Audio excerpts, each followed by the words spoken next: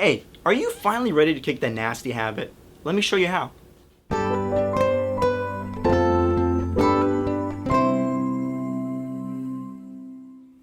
Hello and welcome to My Holistic Strength. We are so glad you could be here. Today we're talking about habits and how you probably already know there are in fact two different types of habits. There are good habits, maybe getting up in the morning to go for a run, and then there are bad habits, maybe eating a bag of chocolates when we get upset at a friend. You see, these are things that we fall back on a day-to-day basis and can end up defining us as people. Do you have any habits that you wish you could maybe build? Maybe going to bed on time, maybe getting up and exercising, maybe making better choices when it comes to what you eat. Or maybe there's some bad habits that you wish you could break. Maybe something like smoking, or eating poorly, or maybe not getting enough sleep. Well, you're in luck. Today we're talking about 3 practical ways that you can develop healthier habits. Number 1, be realistic. When we start turning over a new leaf or trying to make changes in our lives, we feel like we want to change everything immediately overnight. We want to become the perfect versions of ourselves, but that's impossible. But we may still think to ourselves or say something to the effect of, this week I'm going to stop eating bad, stop smoking, stop staying up late, start exercising, start eating better, and call my grandparents. By trying to reach all of our goals at the same time, it's a sure way to make sure we don't reach any of them. We have to make gradual improvements over time. That's the secret to success. Here's a practical tip on how to be more realistic when it comes to your habits. Make 2 master lists of habits. In one column, put all the good habits you would like to achieve. In the other column, put some bad habits you have that you would like to break. Do not limit yourself here. Write down whatever comes to mind. Then, take that list and prioritize it by what is most important to you. Number them, and go from the top to the bottom as to what you would like to work on first. Now take 2 or 3 habits from both of these lists and focus on just them at a time.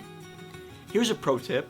To speed up this process, start replacing bad habits with good ones. If you want to watch less TV, but call your relatives, then call your relatives in the time frame that you would usually spend watching TV. Number 2 is managing your environment. Maybe one of your good habits that you're trying to build is actually eating a little bit healthier. But that can become so much more harder if your house is full of junk food that's just waiting to be eaten. Another example could be maybe if you're trying to exercise more. But just the sheer fact that you maybe have to go digging in your closet to even find your running shoes is enough of a deterrent for you to never develop that habit. You see, both of these examples are instances of the environment factor influencing the development of good habits and actually promoting bad ones. So what can you do practically in order to manage your environment when it comes to your habits? You can make doing the wrong thing actually be a lot harder than doing the right thing. What do I mean by that? Well, for example, if you're struggling with eating junk food, make it so that it's not that easy to get to the junk food. Maybe you have to go to the supermarket to buy a tub of ice cream because you don't have any ice cream in the house. You make it so that it's actually harder for you to indulge into that temptation than to actually just not give in. Number 3, have a long-ranged view. So how long does it take to actually develop a good habit? Some would say about 21 days, but don't let that discourage you. Here's some practical tips that you can implement today to help you keep a long-ranged view when it comes to developing good habits. The first one is, don't look at minor setbacks or slip-ups as permanent failures. A slip-up or setback should be expected or even planned. None of us are perfect.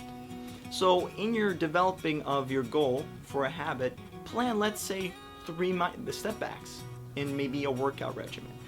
But then if that week passes and you haven't made a single setback, or made a single slip-up, well, you'll feel incredible. But let's say that same week you planned to make no slip-ups and you had 3, well, then you'll be devastated. The second practical tip is think about when things actually went right. Think about when a habit that you were developing went smoothly, and then think about what you did and how can you repeat that, hopefully get the same result. There you go, guys. 3 practical tips that you can implement today to start building better habits tomorrow, and maybe even kicking a few bad ones. Go out there, show them who's boss. If you liked this video or felt you got something out of it, leave a like and share with a friend. And if you want more content like this, please don't forget to hit that subscribe button.